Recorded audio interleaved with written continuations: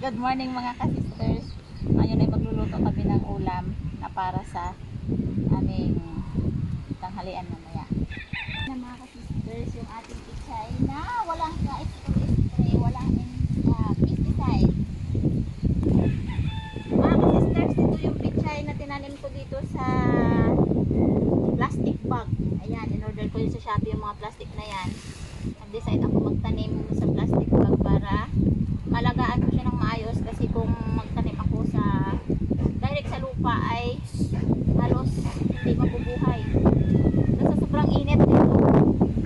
Ito yung ating pichay na talagang hindi nakaranas ng pag-spray ng insecticide. Talagang kinain talaga ng mga uod. Ay mga ka-sisters, mag-harvest tayo ng ating pichay. Yan. Sisters, yung pichay natin na hindi nakaranas ng spray, pero ang iba ay halos naunahan ako ng uod. Yan. Araw-araw mo na siyang na-delay pero dry pa rin yung lupa. Sobra talagang init dito mga sisters sa amin. We are in the Mars. Joke lang. Jupiter, Sun.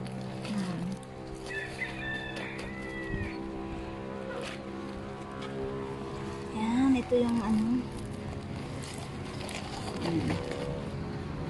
ito ay safe siya kainin kasi wala akong in-spray na pesticide, insecticide, fungicide.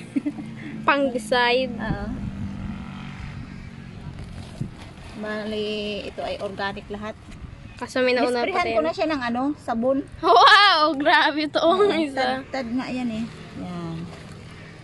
So, ito yung ating panghalo sa tulingan. Tigdagan pa. Wala pa yan. Wala tayo bukas. Ano na tayo ng mga ingredients. Duwa-duwa. Ang kalakas ng hangin.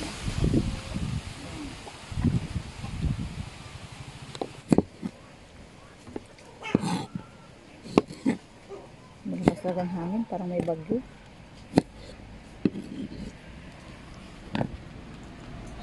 Ano nangyari yan?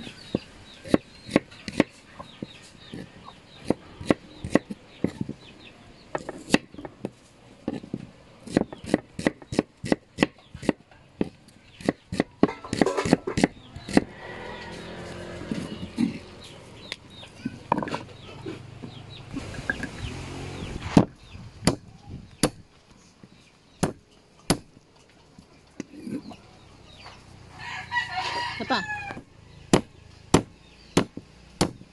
Ganyan na kami mga kasister. Pik na.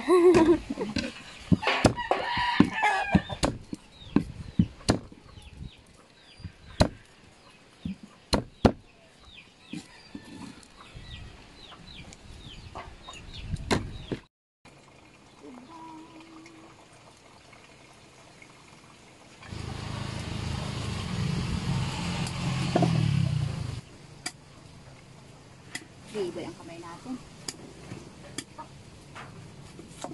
Yun.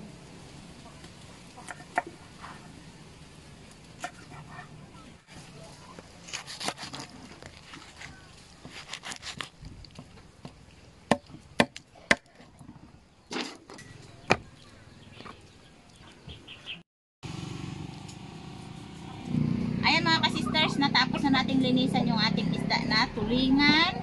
So, ang gagawin ko dito ay ipapaksiw ko muna bago natin siya another luto uli sa isang para mailagay natin yung ating pichay.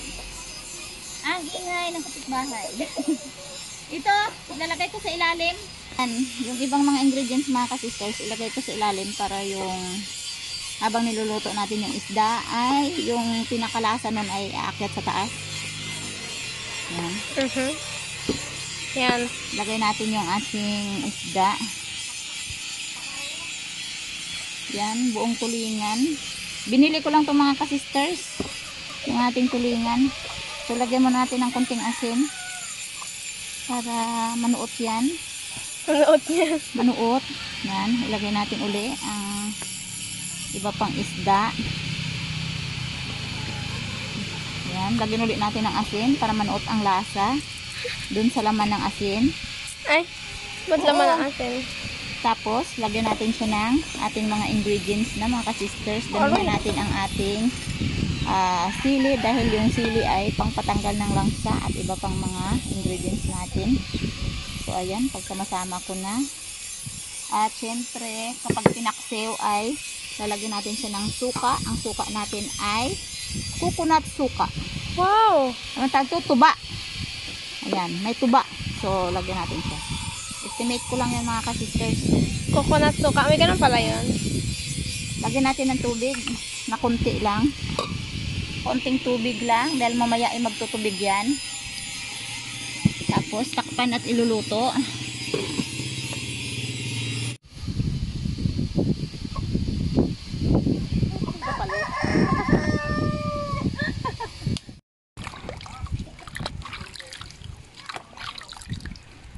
Yan, hugasan lang natin na mabuti ito.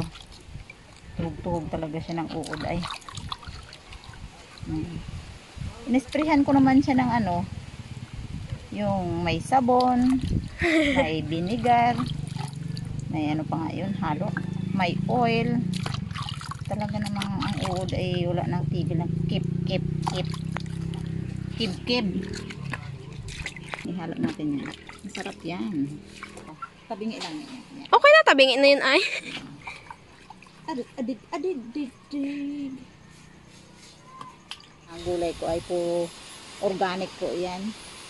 Yung nga swamp fertilizer. Ano ma? Swamp fertilizer. Ano meaning yun? Yung mga kangkong, binabad sa tubig ng how many hours, how many days. Kapag dinilig mo siya at matagal na yung pagkababad, kasing baho na ng blank. Comment niya mga kasiste kung ano yung kadugtong. Kasi yung baho na ng blank. Talaga.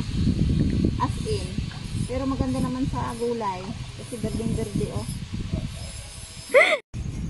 Magagata tayo mga ka-sisters. Bali, ang kukunin lang natin ay yung unang gata.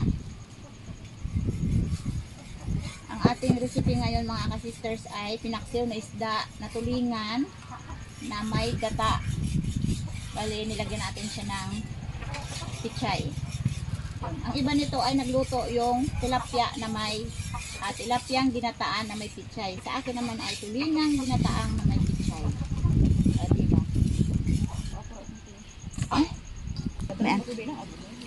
Ha?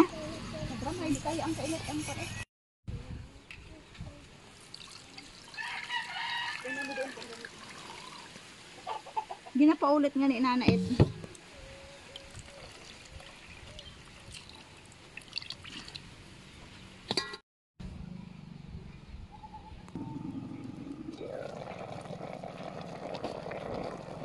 Ayan na mga ka-sisters. Luto ng ating tulingan, bagya. Ilalagay natin yung ating pichay. Yan. Yan. Wow, may uling pa ang kamay ko ah. Talaga naman. Yan. The more the merrier. Yan, masarap yan. Alam mo sa The merrier, sorry. Okay. Ilalagay natin ang ito yung ating gata. Ayan. Yan yung gata. Yan, masarap yan. Oh, nagaputi-puti gitu eh. So, mas maganda marami tayong sabaw-sabaw na gata. Pampalasa natin dyan mga sisters, patis. At saka konting asuka lang. Ay solve na ang ating ginataang tulingan na may pichay. Ito yung asukal. Wow, maliit. Nagdagan natin ng konti para mag-eksakto yung lasa. Yan. Lagyan natin konting paminta. Ito ay pakukuluan lang natin ng konti lang. Yan yung pinakasabaw niya. Kaya sarap yan. So, tatakpan natin. Tatakpan natin yan para maluto yung pichay. para lang magkaroon ng krema ang ating ginataang tulingan. Sino yan? Yun na yun. Wow!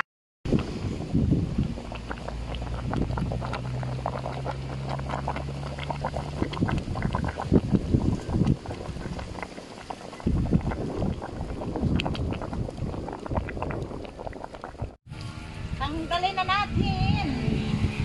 Luto na mga ka-sister. Ayan. Oh, sarap. Ang bango. Kain na naman mga kasisters. Mga kasisters, yung sabaw. Oh. Pagkasarap niyan. Ayan. Hindi natin masyadong niluto yung sabaw para hindi masyadong mamantika. Pero yan ay krema. Oh.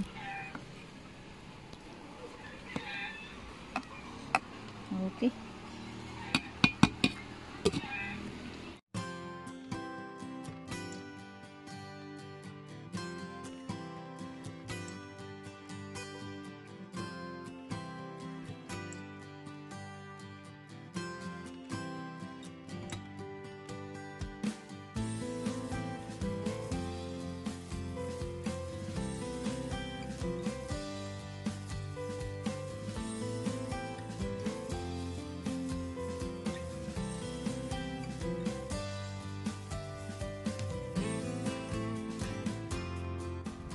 Ayan mga ka-sisters, kakain na kami.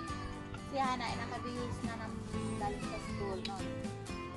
Ayan mga ka-sisters, kakain na tayo. Ang ulam namin ay paksiw na ginataan na may pichay.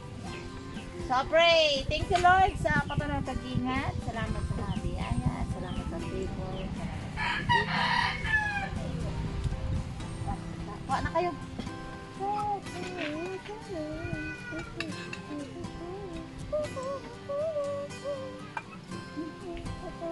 Kala ko parang may nag-ulan.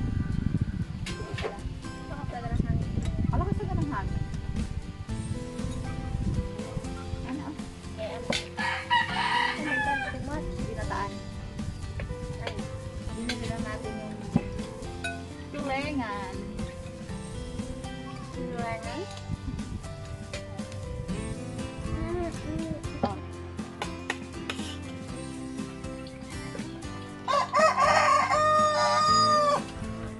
Dami ka na yata ang tanim doon sa taas. Nandiyan na sa taas.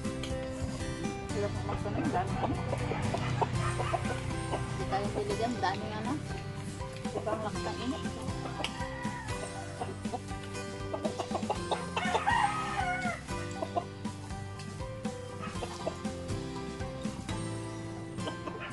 Babay na tayo.